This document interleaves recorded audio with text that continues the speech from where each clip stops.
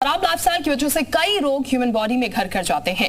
हड्डियों के रोग भी अमूमन लाइफस्टाइल से जुड़े होते हैं। यदि व्यक्ति की लाइफस्टाइल ठीक है तो हड्डी के रोग पनपने की संभावना बहुत कम होती है।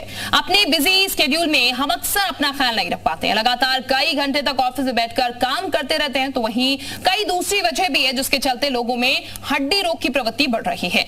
यही ऐसा रोग है जिसमें जीवन जीना ही अपने आप में एक बड़ा स्ट्रगल लगने लगता है। थोड़ी सी सावधानी बरतकर इस रोग को दूर भगाया जा सकता है, लेकिन जरूरी है कि हम ये हड्डी रोग के लक्षण तुरंत समझ जाएं और उससे बचाव के लिए डॉक्टर से संपर्क करें। हड्डी की ही एक बीमारी है रूमेटाइड आर्थराइटिस यानी कि गठिया। रूमेटाइड आर्थराइटिस के मरीजों को घुटनों, एड़ियों, पीठ, कलाई या फिर गर्दन के जोड़ों में दर्द की शिकायत अक्सर रहती है, जिसे लेकर आज डॉक्टर संदीप ग्रोवर से खास हम बातचीत करेंगे। और डॉक्टर संदीप ग्रोवर की अगर हम बात करें तो डॉक्टर संदीप ग्रोवर मेरठ के arthritis and immunology clinic and Nutrima hospital में सीनियर कंसल्टेंट है, रिमेटोलॉजिस्ट। उनसे हम बात करेंगे। सर, आपका बहुत बहुत स्वागत है। नमस्कार। और हमारे साथ आपको बता दें इस बीच एक और खास मेहमान है। सबसे पहले हम उनका भी तारुफ आपसे करा देते हैं। हमारे साथ डॉक्टर पीडी राज साहब हैं और डायरेक्टर हेड ऑफ डिपार्टमेंट रिमेटोलॉजिस्ट के। हम उनका तारुफ आपसे कराते हैं। सर, आपका भी बहुत बहुत स्वागत है। देखिए, हम आर्थराइटिस को लेकर बात कर रहे हैं, दो खास मेहमान हमारे साथ हैं और हम उनसे जानने की कोशिश करेंगे कि आर्थराइटिस जैसी जो बीमारी है वो किस तरीके से हमें समझ जानी चाहिए पहले से, क्योंकि बाद में काफी घातक हो सकती है। डॉक्टर ग्रोवर, मेरा सवाल आपसे है, पेन किलर दवाई भी कई बार हम ले लेते हैं जब पेन होता है, वो कितनी किफायती रहती है? क्योंकि हालांकि उसका असर कुछ टाइम तक रहता है, लेकिन वो आपको बेटरमेंट के लिए ठीक है कुछ टाइम के लिए, या फिर लॉन्ग टर्म में आपको इफेक्ट कर सकती हो? आपके क्वेश्चन के आंसर के दो पार्ट्स हैं। हमने दो बीमारियों के बारे में यहाँ पे डिस्कस किया है अभी तक। एक है रूमेटॉइड आर्थराइटिस और एक है एंकाइलोजिंग स्पॉन्डिलाइटिस, जिसको एसपीए भी कहते हैं। रूमेटॉइड आर्थराइटिस में पेन किलर मेडिसिन लंबे समय तक नहीं लेनी चाहिए।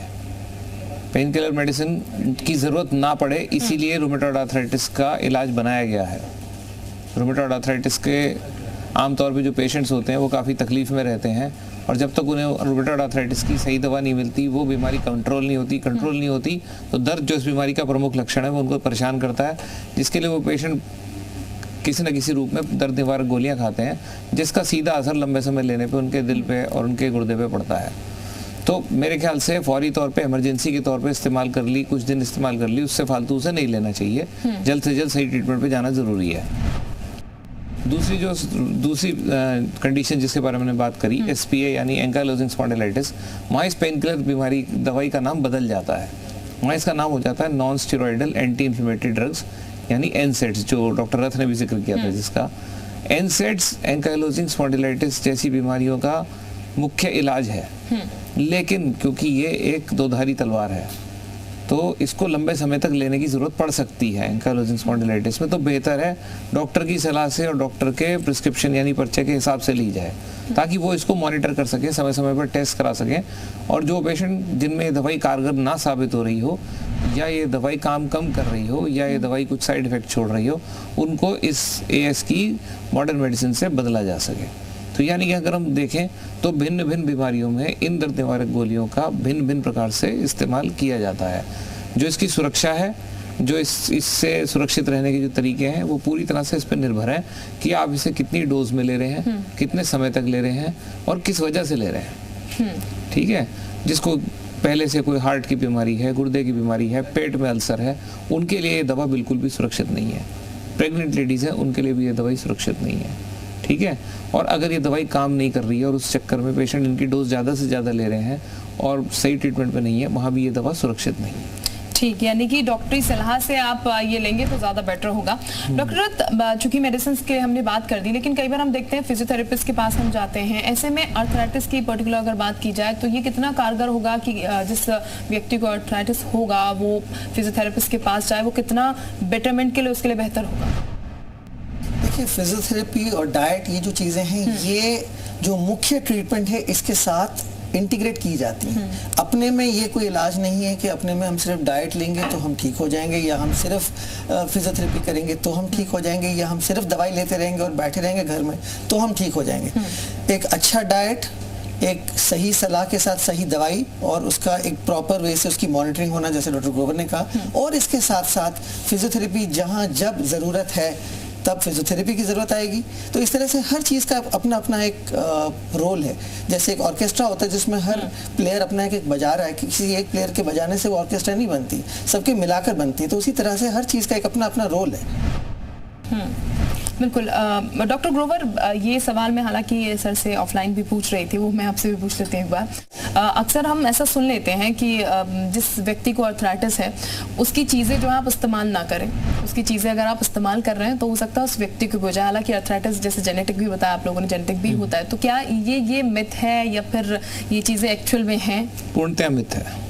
हाँ, ये एक मिथक है, इसको तो क्लियर करना बहुत जरूरी है।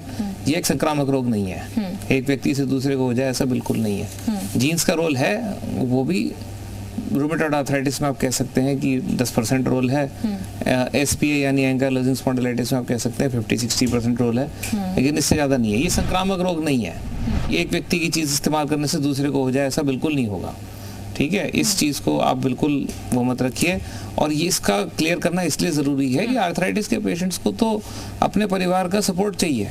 अगर इस तरह की बात उनके दिल में घर कर जाएगी तो लोग उसको कैसे सपोर्ट करेंगे, कैसे उसकी मदद करेंगे? उनको तो और ज़्यादा प्यार की और ज़्यादा सपोर्ट की ज़रूरत है, और इसलिए बिल्कुल भी ऐसा नहीं है। आर्थराइटिस मतलब जैसे डायबिटीज़ है, जैसे BP है, वैसे ही है। ये कोई सकारात्मक मतलब कोई कंटेजियस बीमारी बिल्कुल नहीं है, संक्रामक। सर, चूंकि डाइट को लेकर हम लोग बात कर रहे थे पहले, लेकिन अर्थराइटिस जिस व्यक्ति को पर्टिकुलर, उसको क्या कुछ चीज़ें बैन है या फिर उसको कुछ चीज़ें नहीं खानी चाहिए? जैसे कि मैंने सुना इमली नहीं खा सकते आप, दही नहीं खा सकते। ऐसा नहीं है, लेकिन ओवरऑल जैसे मैंने आपको बोला, एक healthy diet, high protein diet लेना ज़रूरी है। सबसे इम्पॉर्टेंट चीज़ जो लोग नहीं समझते वो है कि कार्बोहाइड्रेट्स जो है वो इन्फ्लेमेटरी हैं, तो कार्बोहाइड्रेट्स कम लेनी चाहिए। और एक इंडिविजुअल पर्टिकुलर चीज़ है, इमली वगैरह या कुछ, वो इंडिविजुअल है। जैसे कुछ पेशेंट्स हैं, अगर वो लेते हैं उनको पेन आता है तो वो उसको अवॉइड करते हैं। लेकिन ऐसे पेशेंट्स हैं जो दही ले रहे हैं, और दही में कैल्शियम होता है जो बहुत इंपॉर्टेंट होता है, लेकिन कुछ पेशेंट्स हैं इनको दही से प्रॉब्लम भी होती है। तो यूजुअली हम ये कहते हैं कि जो डाइट आपको सूट नहीं कर रहा है उसको आप अवॉइड करें, but in general protein, green vegetables, fruits ये ज़्यादा लें। अगर आप नॉन वेजिटेरियन लेते हैं तो रेड मीट अवॉइड करें। फिश वगैरह ज़्यादा लें जिसमें ओमेगा 3 है। अगर आप वेजिटेरियन हैं तो अलसी वगैरह जो होता है उसमें ओमेगा 3 काफ़ी होता है, वो भी लें। बिल्कुल। सर, SPA की जब हम बात कर रहे हैं तो कई बार आर्थराइटिस बहुत लंबा खिंच जाता है, तो इस कंडीशन में क्या ये है कि उसे जीवन भर दवाई लेनी ही पड़ेगी? एक लाइन में तो आंसर नहीं कर सकते इसका, लेकिन फिर भी मैं बताता हूँ। SPA की अगर बात करें, SPA हम इंग्लिश में एक वर्ड यूज करते हैं, हेट्रोजीनस। मतलब ये एक ऐसी बीमारी है जो व्यक्ति से व्यक्ति तक इसमें फर्क आपको नजर आएगा। एक व्यक्ति है जिसमें बीमारी का सबसे गंभीर रूप है, जो बिना इलाज के 5 साल में ही बिल्कुल कुबड़े हो गए। एक व्यक्ति है जिसे 30 साल से रोग है, जिसे अक्सर सिर्फ कमर में दर्द रहता है, और उसको हमेशा से ये पता था कि मुझे कोई और प्रॉब्लम है कमर की, उसे पता ही नहीं है। वो कुछ दिन दवाई खाते हैं, फिर कई दिन ठीक रहते हैं।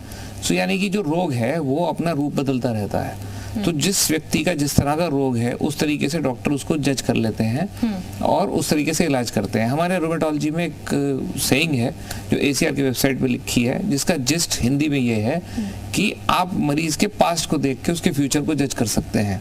जिस व्यक्ति का रोग जो है एग्रेसिव है, यानी उसकी बीमारी गंभीर है, उस बीमारी का बर्ताव आप उसके पास्ट रिकॉर्ड्स को देखकर, उसके एक्सपीरियंस को देख के जज कर लेंगे। उसी प्रकार से आप उसका ट्रीटमेंट भी भविष्य में उतना ही आपकी इंटेंसिटी ज़्यादा होगी। जिसका रोग हल्का है और जो हल्की दवाई से ठीक होते हैं हल्का देते हैं। हैविंग सेड दैट, इसके साथ याद रखने की जरूरत है कि क्योंकि इन बीमारियों का जड़ से कोई इलाज नहीं है, तो अगर हम दवा से इलाज की बात करें, हो सकता है SPA के पेशेंट को जीवन भर दवाई खाने की जरूरत ना पड़े, मगर SPA का जो पेशेंट है वो जीवन भर एक पेशेंट ही माना जाएगा। हाँ, ऐसा माना गया है कि कुछ पेशेंट जिनकी बीमारी सीवियर है और अब से 20 साल पहले तक जब मॉडर्न मेडिसिन अवेलेबल नहीं थी, तो दर्द की गोली को जीवन भर खाना एक मजबूरी थी। जो आज भी मैं समझता हूँ कई पेशेंट जो मॉडर्न मेडिसिन नहीं ले पाते भिन्न भिन्न कारणों से, चाहे आप उसको आर्थिक कारण कह लें या सामाजिक कारण कह लें, उनमें से कुछ लोगों को मजबूरी में दवाई जीवन भर दर्द की गोली भी खानी पड़ती है।